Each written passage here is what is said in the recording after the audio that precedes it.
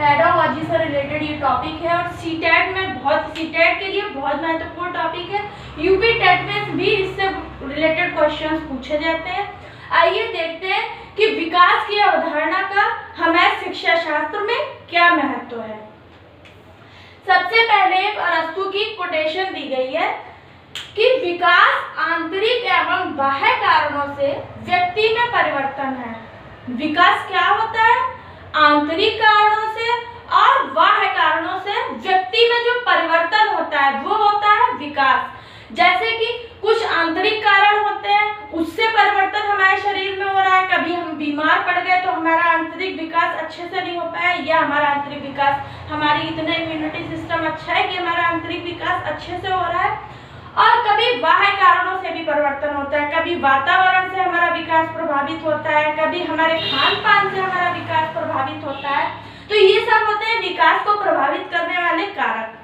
और आंतरिक और बाह्य कारणों से व्यक्ति में जो परिवर्तन देखा जाता है वो होता है विकास। जैसे कि कभी हमारी ऊंचाई बढ़ रही, कद बढ़ रहा है तो हमारा क्या हो रहा है? शारीरिक विकास हो रहा है। कभी हमारा मानसिक विकास हो रहा है तो हमें तर्क करने की क्षमता बढ़ रही है, हमारे अंदर चिंतन करने की क्षमता बढ़ रही है। संवेगों का विकास हो रहा है तो हमें धैर्य रखना, घृणा, स्नेह, ये सभी संवेग हमारे अंदर उपज रहे हैं। कभी हमारा सामाजिक विकास होता है तो हमारे अंदर समाज से सामंजस्य बिठाने की क्षमता का विकास होता है। तो ये होता है हमारा विकास, और इस विकास से हमें कुछ आंतरिक परिवर्तनों के कारण होता है और कुछ बाह्य परिवर्तनों के कारण भी विकास होता है। अब देखते हैं, कभी कभी ये परिभाषा भी आपकी पूछ ली जाती है कि निम्न परिभाषा किसने दी है। तो परिभाषाएं भी बहुत अच्छे से याद करिए, नोट डाउन करिए। परिभाषाओं से रिलेटेड भी क्वेश्चन आ जाते हैं कि ये परिभाषा किसने दी है। अब देखिए विकास में क्या होता है। विकास जो है हमेशा सामान्य से विशिष्ट की ओर होता है। हमेशा विकास सामान्य से होता है, सामान्य स्तर से स्टार्ट होता है और विशिष्ट की ओर जाता है। और विकास का एक क्रम निर्धारित होता है। ऐसा नहीं होता कि कभी आपका सिर का विकास हो गया, कभी आपका शारीरिक विकास हो गया, कभी मानसिक हो गया, ऐसा नहीं होता कि कि कोई बच्चे का जन्म हुआ और जन्म लेते ही वो बोलने लगा, ऐसा कभी भी नहीं होता। क्योंकि एक विकास का क्रम निश्चित होता है। जब बच्चा चलने का भी क्रम निर्धारित है, बोलने का भी क्रम निर्धारित है। हाँ, विकास की गति सब में अलग अलग हो सकती है। किसी का विकास तेजी से होता है, किसी का विकास थोड़ा धीमी गति से होता है। ये किस लिए होता है? क्योंकि उसके विकास को कुछ न कुछ कारक प्रभावित कर देते हैं। इस कारण विकास में तेजी और धीमी तो आ सकती है, लेकिन विकास जो है उसका क्रम निर्धारित है कि बच्चे का जन्म होगा, फिर वो धीरे धीरे बैठना स्टार्ट करेगा, फिर धीरे धीरे चलना स्टार्ट करेगा। रेंगता भी है बच्चा का, कोई कोई बच्चे चलने से पहले क्रॉलिंग भी करते हैं। और धीरे धीरे एक शब्द आएगा, पहले वो मामा बोलेगा, फिर उसके पास एक शब्द आएगा, फिर वाक्य आएगा। तो क्या है? विकास का एक क्रम निर्धारित होता है। विकास सरल से जटिल की ओर होता है। यही विकास का क्रम है कि सरल क्या, जैसे कि बच्चे ने पहले मामा सीखा, उसके बाद बच्चे के पास एक शब्द आया, उसके बाद बच्चे के पास क्या हुआ? धीरे धीरे उसने कहा पानी दो, फिर उसने कहा पानी दे दो, उसके पास वाक्य आ गया। तो क्या है? विकास हमेशा सरल से जटिल की ओर होता है। विकास बहुआयामी होता है कि विकास बहुआयामी होता है। इसका मतलब ये है कि विकास शारीरिक भी होता है, मानसिक होता है, संवेगात्मक होता है, बहुआयामी, बहुत सी दिशाओं में विकास होता है। मनुष्य का विकास सदैव बहुआयामी होता है। विकास मात्रात्मक एवं गुणात्मक दोनों हो सकते हैं। हमारा विकास, अब मात्रात्मक का यहाँ क्या अर्थ है? मात्रात्मक का अर्थ है कि ऊंचाई बढ़ गई,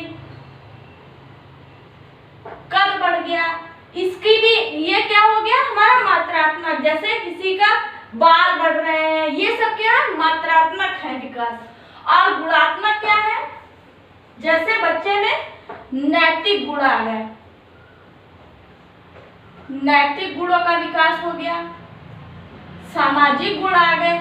ये क्या? जो उसमें गुणात्मक विकास होता है, विभिन्न प्रकार के गुणों का विकास होता है, वो होता है हमारा गुणात्मक। तो हमारा विकास कैसा होता है?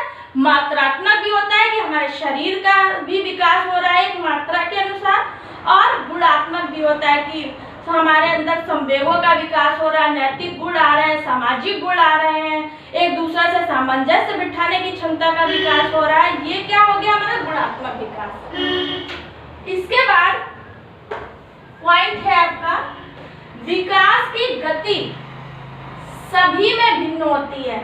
ये मैंने आपको बताया कि विकास की गति किसी भी एक, ऐसा नहीं है कि एक व्यक्ति का जैसा विकास हुआ है उसके भाई बहनों का भी विकास की गति कभी ऐसा नहीं हो सकता है कि एक जैसी हो। हर एक व्यक्ति की विकास की गति भिन्न भिन्न प्रकार की होती है। कभी ऐसा होता है परिवार में दो बच्चे हैं, एक बच्चे ने 2 साल में चलना सीखा, एक बच्चा 1 ही साल में चलना सीख गया, तो क्या है विकास की गति जो है भिन्न भिन्न होती है, प्रत्येक व्यक्ति में भिन्न होती है। उसके बाद विकास के मैंने कुछ आयाम लिखे हैं। विकास के आयाम कि विकास किन आयामों पे होता है, कैसे होता है। शारीरिक विकास होता है, मानसिक विकास होता है, सांवेगिक विकास होता है, भाषाई विकास होता है और सामाजिक विकास होता है, क्रियात्मक विकास होता है। अब देखते हैं शारीरिक विकास क्या है। शारीरिक विकास यही है कि हमारा कद बढ़ रहा है, जैसे बच्चे ने जन्म लिया, धीरे धीरे उसकी हाइट भी बढ़ रही है, उसकी बोलने की क्षमता का भी विकास हो रहा है, धीरे धीरे उसमें शरीर में जो विकास हो रहा है वो होता है शारीरिक विकास की। उसके हाथ भी बढ़ रहे हैं, पैर भी बढ़ रहे हैं, बाल बढ़ रहे हैं, नाखून, जो शरीर में विकास होता है वो होता है हमारा शारीरिक विकास। मानसिक विकास क्या होता है। मानसिक विकास ये होता है, मानसिक विकास में आपका, मानसिक विकास में जैसे कि चिंतन की क्षमता बढ़ गई, चिंतन और तर्क करने की, सोचने की क्षमता, विचार करने की, ये सब क्या हो गया कि आपने मन का जो विकास किया, मानसिक विकास जो आपके मन का विकास हो रहा है कि आप धीरे धीरे, पहले जब बच्चा जन्म लेता है तब उसमें ये सब चीजें कहाँ होती हैं, वो तर्क भी नहीं कर सकता है, चिंतन भी नहीं कर सकता है, धीरे धीरे उसमें ये सब क्षमताओं का विकास होता है और वो सोचने समझने की शक्ति का विकास होता है, तर्क भी करता है बच्चा कि ऐसा क्यों है, ऐसा कैसे है, ऐसा कब हुआ, बच्चा तर्क भी करता है और चिंतन की क्षमता का भी धीरे धीरे विकास होता है। क्या होता है, क्रम में होता है, विकास हमेशा क्रम में होता है। इसके बाद सांवेगिक विकास। सांवेगिक विकास में जैसे कि स्नेह, भय, प्रेम, दया, ये सब क्या होते हैं, हमारे संवेग होते हैं। तो सांवेगिक विकास भी बच्चों में होता है। जैसे ऐसा तो बच्चों को पहले कुछ भी नहीं पता होता है, धीरे धीरे उनको क्या प्रेम का पता चलता है कि ये व्यक्ति मुझसे प्रेम, धीरे धीरे उनमें भय की भावना आती है, प्रेम, भय, स्नेह होता है कि उसे माता पिता से स्नेह है, अपने घर के सदस्यों से स्नेह है। तो धीरे धीरे उसमें क्या संवेगों का विकास होता जाता है, एक क्रम होता है उसका भी। भाषाई विकास। भाषाई विकास में आपका ये है कि जब बच्चा जन्म लेता है तब वो क्या कुछ भी नहीं बोल पाता, बस उसे रोना आता है, धीरे धीरे वो माँ, धीरे धीरे उसमें कोई एक एक वर्ण बोलता है, उसके बाद शब्द बोलता है, उसके बाद धीरे धीरे 2 शब्द बोलता है, फिर वो वाक्य पे धीरे धीरे आ जाता है। 2-2.5 साल तक, 3 साल तक बच्चे वाक्य में बोलने लगते हैं। तो ये होता है हमारा भाषाई विकास। सामाजिक विकास ये होता है कि बच्चा एक दूसरे से मिलने जुलने की क्षमता का विकास हो रहा है, बच्चे आपस में खेल रहे हैं, बच्चों के सामाजिक विकास बढ़ रहा है। सामाजिक विकास बढ़ेगा तभी तो वो समाज से मिलने की भावना का विकास होगा, तो वो समाज में घुलना मिलना सीखते हैं सामाजिक विकास के अंतर्गत।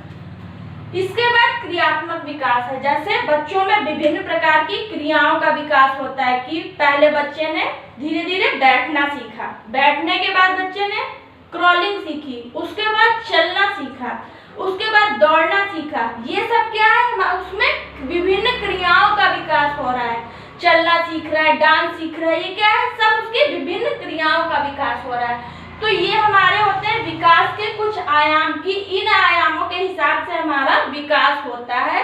शरीर का होता है, मानसिक होता है, संवेगों का होता है, सामाजिक क्या होता है, एक एज के हिसाब से होता है।